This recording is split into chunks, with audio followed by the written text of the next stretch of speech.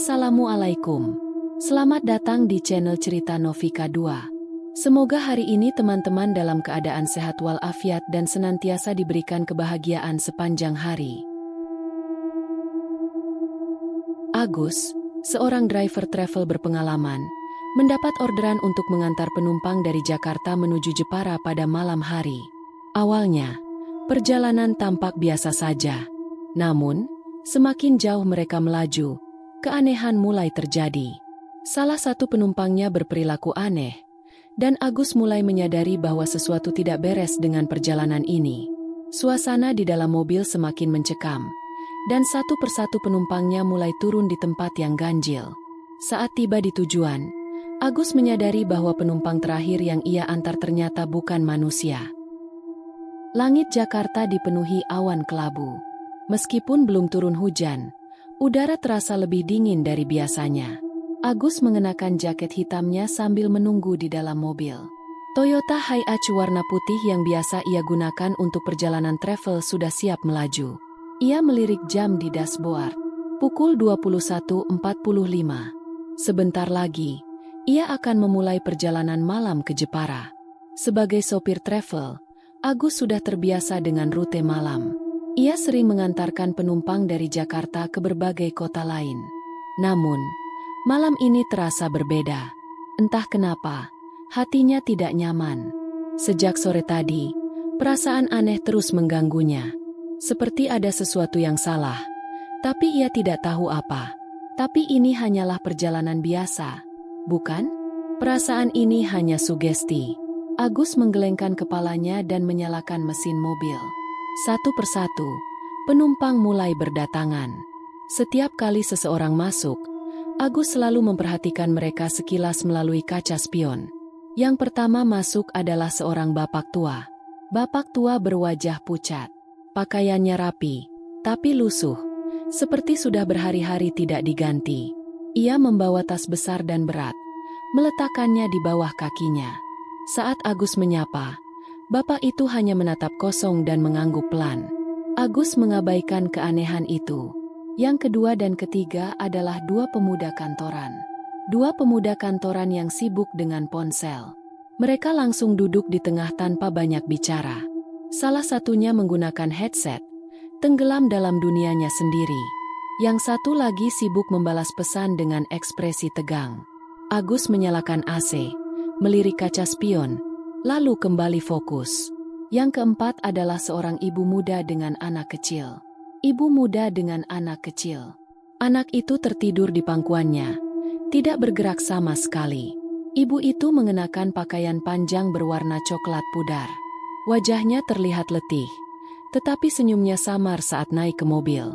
"Terima kasih, Pak," ucapnya pelan. Agus mengangguk. Namun, saat ia menyalakan lampu interior sebentar, ia melihat sesuatu yang membuatnya merinding. Anak kecil itu tidak bergerak sama sekali. Wajahnya terlalu pucat, terlalu diam. Seolah-olah, ia bukan manusia. Agus segera membuang pikirannya jauh-jauh. Ini hanyalah perasaannya saja. Lalu, penumpang terakhir masuk. Gadis pendiam di bangku paling belakang. Ia mengenakan hoodie hitam dengan tudung yang menutupi sebagian wajahnya. Rambutnya panjang, jatuh menutupi kedua sisi wajahnya. Saat duduk, ia tidak mengeluarkan suara sedikit pun. Bahkan, ia tidak membawa barang apapun. Agus berusaha bersikap profesional. Mungkin gadis itu memang tipe pendiam. Setelah memastikan semuanya siap, ia memeriksa daftar penumpang sekali lagi. Semuanya lengkap. Ia menarik napas panjang dan mulai menjalankan mobil. Tepat pukul 22, mobil travel melaju keluar dari Jakarta. Lalu lintas masih ramai, tetapi jalanan semakin lengang ketika mereka memasuki tol.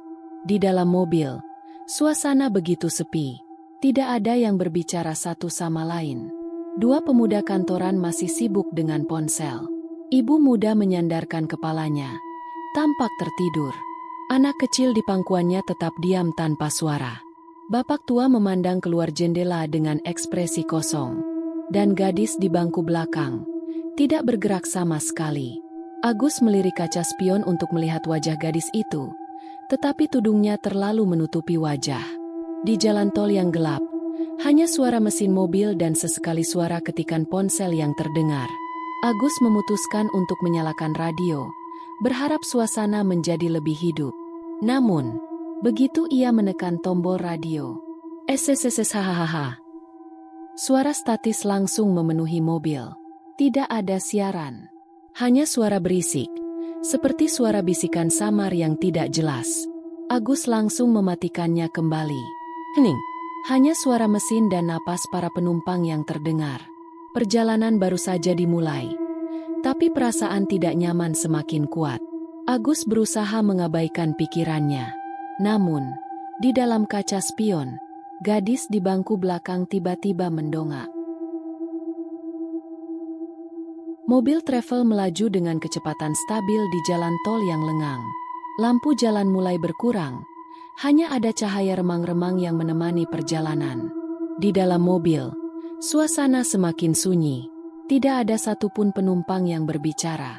Bahkan, tidak ada suara gesekan kursi atau gerakan tubuh mereka.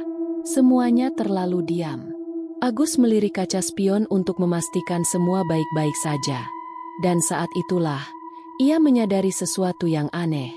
Cahaya lampu jalan sesekali menerobos kaca mobil, menciptakan bayangan penumpang di jendela.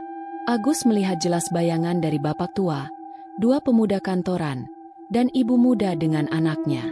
Namun, gadis di bangku belakang tidak memiliki bayangan sama sekali. Agus berusaha tetap tenang. Mungkin ini hanya efek cahaya. Atau mungkin karena posisinya di belakang, cahaya tidak memantulkan bayangannya. Namun, tiba-tiba gadis itu sedikit bergeser. Dan, masih tidak ada bayangan. Seolah-olah, ia bukan bagian dari dunia ini. Agus merasa bulu kuduknya berdiri. Tangannya sedikit gemetar di atas kemudi. Namun ia menahan diri untuk tidak menoleh langsung. Agus mencoba mengalihkan pikirannya. Namun saat kembali melirik kaca spion, perhatiannya tertuju pada ibu muda yang duduk di bangku tengah. Ia masih dalam posisi yang sama sejak awal perjalanan. Wajahnya tetap menunduk, memeluk anak kecil di pangkuannya. Tetapi yang membuat Agus merinding, anak itu tidak bergerak sama sekali. Tidak ada gerakan dada naik turun. Tidak ada napas. Tidak ada kedutan kecil yang menunjukkan tanda kehidupan. Seperti boneka yang dibungkus selimut. Agus berusaha meyakinkan dirinya sendiri bahwa anak itu hanya tidur nyenyak. Namun, ia tidak bisa mengusir ketakutan yang mulai menjalar di dadanya. Agus mencoba mengabaikan semua yang ia lihat dan tetap fokus ke jalan. Namun, tiba-tiba, radio mobil menyala sendiri. Padahal sebelumnya, ia sudah mematikannya. Hahaha. Suara statis memenuhi kabin mobil, menggema di seluruh ruangan. Tidak ada siaran, tidak ada lagu. Hanya suara seperti bisikan samar yang tidak jelas. Agus langsung mencoba mematikan radio. Namun, tombolnya tidak merespons. Volume radio malah naik sendiri. Dan, di antara suara statis, Agus mendengar sesuatu. Sebuah suara. Seseorang berbisik pelan. Jangan menoleh ke belakang. Sebelum Agus bisa bereaksi, salah satu pemuda kantoran mendadak menunduk dan merintih. Ugh, perut gue. Wajahnya pucat seperti orang yang kehilangan darah. Tangannya gemetar. Keringat dingin membasahi dahinya. Temannya menyenggolnya pelan. Lo kenapa, bro? Pemuda itu menggelengkan kepala, berusaha mengambil napas. Gue ngerasa lemas banget. Kayak ada yang nyedot energi gue. Agus mencoba tetap fokus mengemudi, tetapi perasaannya semakin buruk. Ada sesuatu yang tidak beres dalam perjalanan ini, dan ia yakin semua baru saja dimulai. Mobil travel terus melaju menembus gelapnya jalan tol. Agus berusaha mengabaikan ketegangan yang ia rasakan sejak awal perjalanan. Namun, ia tidak bisa melupakan peristiwa barusan. Gadis di bangku belakang yang tidak memiliki bayangan. Ibu muda dan anaknya yang terlalu diam. Radio yang menyala sendiri dan berbisik. Pemuda kantoran yang tiba-tiba lemas seperti kehilangan energi. Ada sesuatu yang tidak beres dengan perjalanan ini. Dan firasat buruknya kembali muncul saat bapak tua di kursi depan akhirnya angkat bicara. "Pak, saya turun di sini saja," ucapnya dengan suara datar.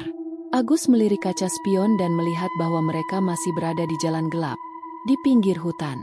Tidak ada rumah, tidak ada lampu, tidak ada tanda-tanda kehidupan. Hanya hutan lebat dan jalanan yang sepi. "Pak, di sini?" Agus bertanya ragu. Bapak tua itu mengangguk.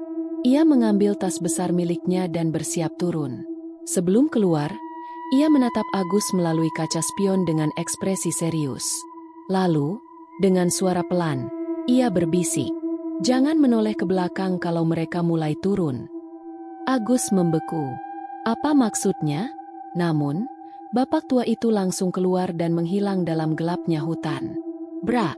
Pintu mobil tertutup sendiri, tanpa ada yang menyentuhnya.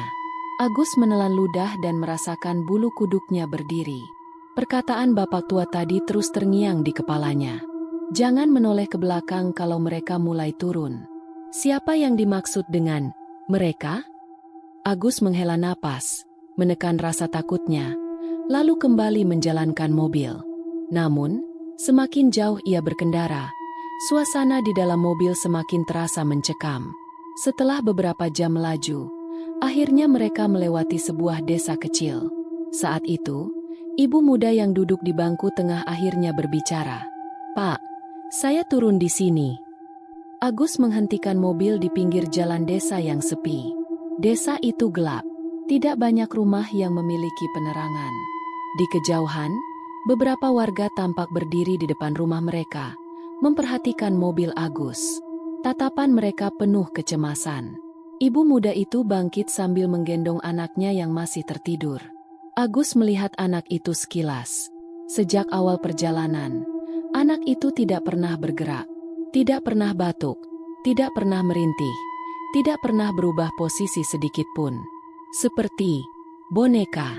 Agus merasa ada yang tidak beres. Namun, ia hanya bisa diam dan membiarkan ibu muda itu turun. Saat ibu itu melangkah keluar, beberapa warga desa tiba-tiba mundur selangkah. Mereka menatap ibu itu dengan wajah ketakutan. Salah satu warga tua langsung masuk ke dalam rumah dan menutup pintu rapat-rapat. Apa yang terjadi?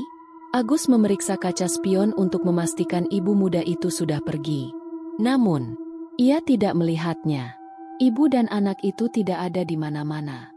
Padahal, jalan di depan mereka masih kosong. Mereka menghilang begitu saja. Brak! Seseorang mengetuk kaca jendela mobil. Seorang pria tua dari desa itu berdiri di sana dengan wajah serius. Agus menurunkan kaca jendela. "Ada apa, Pak?" tanyanya. Masih berusaha tetap tenang. Pria tua itu menatapnya tajam. Lalu, dengan suara berbisik, ia berkata, "Pak, tadi itu bukan manusia." Agus merinding. Ia ingin bertanya lebih lanjut. Namun pria itu sudah melangkah mundur dan menghilang ke dalam kegelapan. Di dalam mobil, semua penumpang tetap diam. Namun Agus merasa, mereka semua sedang mengawasinya.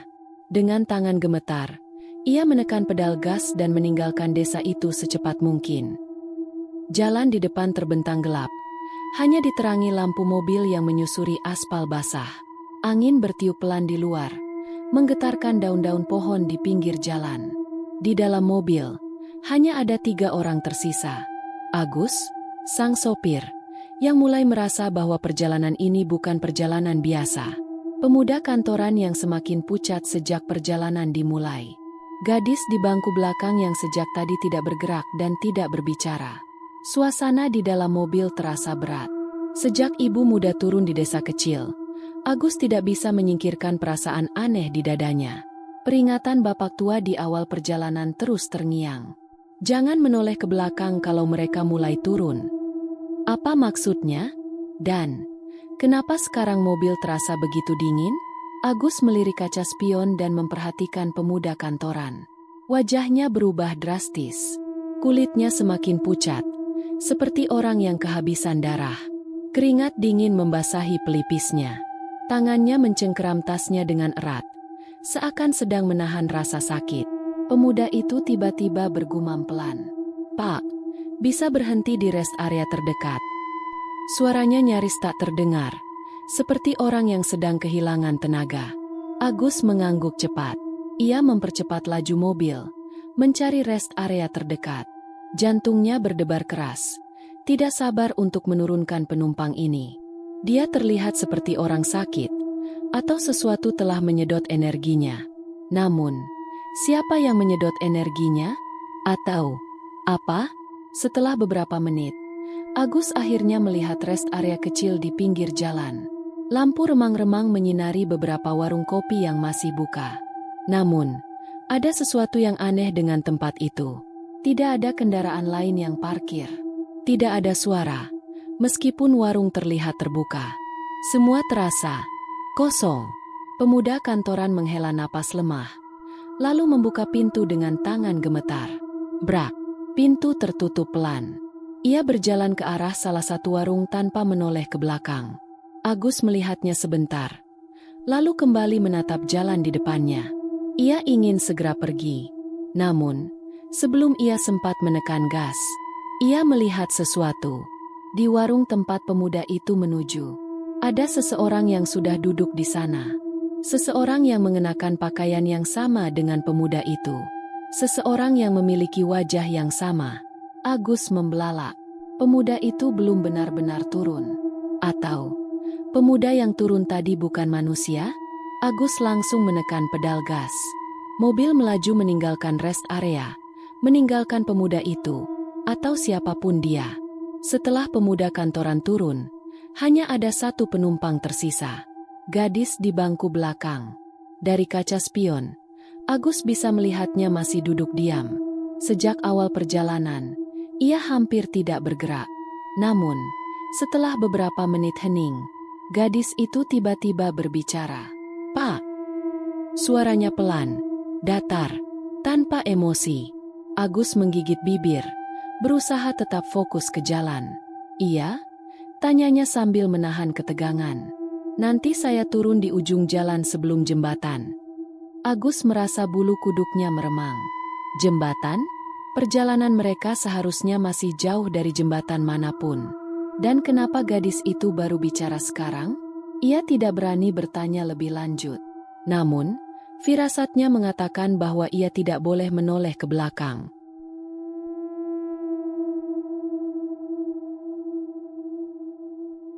Setelah pemuda kantoran turun, suasana di dalam mobil terasa lebih dingin.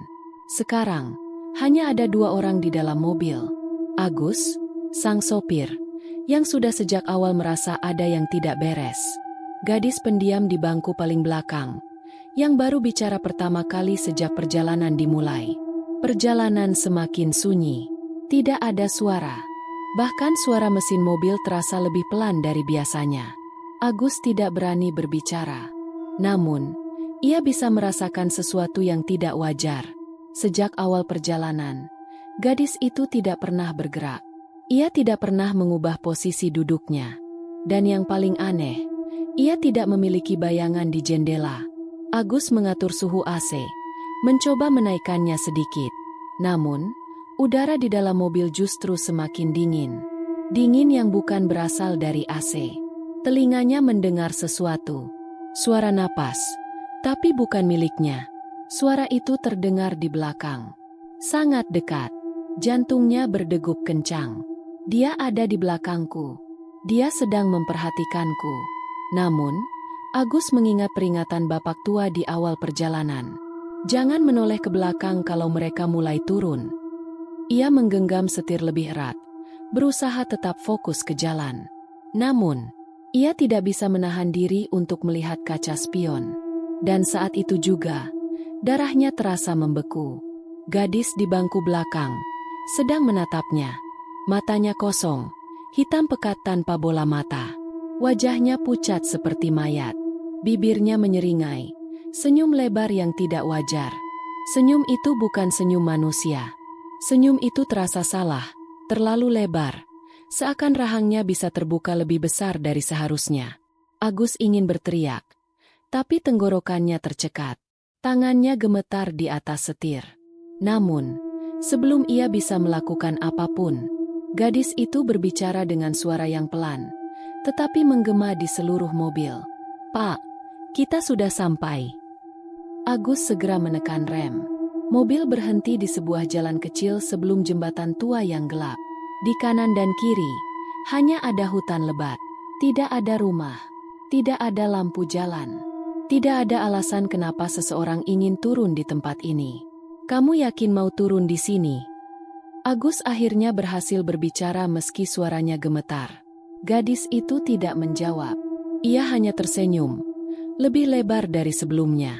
Dan saat itu juga, ia keluar dari mobil. Tanpa membuka pintu, tanpa suara, ia hanya menghilang. Agus terdiam. Tangannya masih mencengkeram setir dengan keringat dingin membasahi telapak tangannya. Semuanya hening. Hanya ada suara angin yang berhembus pelan. Namun, Agus tahu, sesuatu masih belum beres. Dengan sangat pelan, ia menoleh ke belakang. Setelah kejadian tadi, Agus tidak langsung melanjutkan perjalanan. Tangannya masih gemetar di atas setir. Keringat dingin membasahi pelipisnya meskipun udara di dalam mobil terasa membeku. Ia baru saja mengantar seseorang, atau sesuatu, yang bukan manusia. Namun, sebagai sopir travel, ia punya tanggung jawab. Ia harus memastikan bahwa penumpang terakhir benar-benar sampai ke tujuan. Dengan hati-hati, ia melajukan mobil menuju alamat yang diberikan oleh gadis itu sebelum berangkat. Sebuah desa kecil di pinggiran Jepara. Perjalanan terasa lebih berat, seolah-olah sesuatu masih mengawasi. Akhirnya, Agus tiba di lokasi. Sebuah rumah tua dengan halaman luas dan pohon mangga besar di depannya. Rumah itu tidak terlihat seperti rumah kosong, tetapi suasananya begitu sunyi. Lampu teras masih menyala, tetapi jendelanya tertutup rapat. Agus mengambil napas panjang, berusaha menguatkan diri. Mungkin ini hanya kesalahpahaman. Mungkin, wanita tua di dalam rumah ini sedang menunggu kepulangan anaknya. Dengan langkah berat, Agus mengetuk pintu. Tok, tok, tok, hening. Beberapa detik kemudian, pintu berderi terbuka. Seorang wanita tua dengan rambut beruban muncul di ambang pintu. Matanya tampak lelah, tetapi masih penuh kewaspadaan. Agus berusaha bersikap profesional dan tersenyum sopan. "Permisi, Bu. Saya sopir travel. Saya mengantar anak ibu sampai ke sini." Wanita tua itu mengernyit bingung. "Anak saya?" Ia menatap Agus dengan ekspresi heran. "Iya, Bu. Anak ibu bilang ingin turun di sini. Sebelum jembatan tadi dia turun duluan." Wanita tua itu terdiam. Matanya perlahan melebar, seolah-olah ia baru saja mendengar sesuatu yang mustahil. Lalu, dengan suara pelan, ia berkata, "Pak, anak saya sudah meninggal 5 tahun lalu." Darah di tubuh Agus seperti berhenti mengalir. Napasnya tersengal, dadanya terasa sesak. 5 tahun lalu? Tidak mungkin. Tapi ia sendiri melihat gadis itu duduk di dalam mobil. Bahkan, ia berbicara dengannya. Dengan tangan gemetar, Agus menoleh ke belakang. Dan saat itulah, matanya membelalak. Di jok belakang, tas gadis itu masih ada. Setelah meninggalkan rumah wanita tua itu, Agus mencoba menenangkan pikirannya. Ia tidak ingin memikirkan hal-hal aneh yang baru saja terjadi. Namun, bagaimana bisa ia mengabaikannya? Gadis itu nyata. Ia melihatnya. Ia berbicara dengannya. Tetapi, ibunya mengatakan bahwa dia sudah meninggal 5 tahun lalu. Dan yang lebih aneh, tas gadis itu masih ada di dalam mobilnya. Kalau memang dia hantu, bagaimana bisa barangnya masih tertinggal? Dengan pikiran berkecamuk, Agus menekan pedal gas dan memulai perjalanan pulang ke Jakarta. Namun, baru beberapa kilometer meninggalkan desa itu, udara di dalam mobil tiba-tiba berubah. Biasanya, setelah menurunkan semua penumpang, mobil akan terasa lebih lega dan hangat. Namun kali ini, suasana di dalam mobil justru semakin dingin. Seolah-olah, Masih ada seseorang yang duduk di bangku belakang. Brak! Agus nyaris menginjak rem mendadak saat mendengar suara dari belakang. Seperti sesuatu yang jatuh ke lantai. Dengan tangan gemetar, ia mengintip kaca spion. Jok belakang kosong. Namun, ia melihat sesuatu yang membuat bulu kuduknya berdiri. Tas gadis itu kini berada di lantai. Seolah-olah ada seseorang yang baru saja menjatuhkannya. Setelah perjalanan panjang, Agus akhirnya tiba di rumahnya di Jakarta. Ia masih berusaha meyakinkan dirinya bahwa semua ini hanya perasaan takutnya saja. Namun, rasa penasaran mulai menguasai pikirannya. Sebelum masuk rumah, ia mengeluarkan laptop dan memasang kartu memori dari kamera dashboard mobil. Jika gadis itu benar-benar ada, maka ia pasti terekam di dalam video. Agus memainkan rekaman dari awal perjalanan. Di layar, semuanya tampak normal. Mobil melaju seperti biasa, melewati jalanan gelap, rest area, dan perempatan desa. Namun, saat ia mulai memperhatikan lebih detail, ada sesuatu yang janggal. Agus memeriksa satu persatu bagian rekaman. Ia melihat dirinya mengemudi. Namun, jok belakang kosong. Tidak ada bapak tua. Tidak ada ibu muda dan anaknya. Tidak ada dua pemuda kantoran. Dan yang paling penting, tidak ada gadis pendiam di bangku belakang. Agus menghentikan rekaman. Matanya membelalak. Bagaimana mungkin? Ia jelas-jelas mengantar 5 orang dalam perjalanan ini. Mereka bahkan bicara dengannya. Namun, di rekaman, hanya ada dirinya sendiri. Seolah-olah sejak awal, ia telah berkendara sendirian. Agus menutup laptopnya dengan tangan gemetar. Dadanya berdegup kencang. Jika semua ini hanya halusinasi, lalu siapa yang berbicara dengannya di sepanjang perjalanan? Siapa yang turun di rest area? Siapa yang tersenyum padanya di kaca spion? Dan saat ia mulai mencoba mencerna semuanya, udara di ruangan tiba-tiba menjadi lebih dingin. Angin bertiup pelan, meskipun semua jendela tertutup. Kemudian, dari belakang, terdengar suara pelan. Suara seorang gadis. "Terima kasih sudah mengantarku pulang." Agus membeku. Matanya melebar. Napasnya tercekat. Ia tidak berani menoleh. Namun, dari sudut matanya, ia bisa melihat sesuatu. Bayangan seorang gadis berdiri di sudut ruangan. Tersenyum.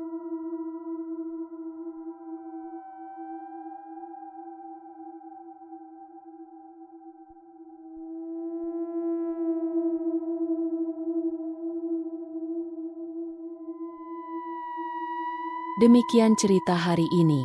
Semoga teman-teman dapat terhibur dan dapat mengambil hikmah kebaikan isi di dalamnya. Jangan lupa juga bagikan cerita ini kepada teman-teman yang lain agar mereka juga bisa mendapatkan hiburan yang sama. Mohon maaf apabila ada kesalahan kata dan ucapan kami dalam membacakan cerita ini. Terima kasih dan wassalamualaikum.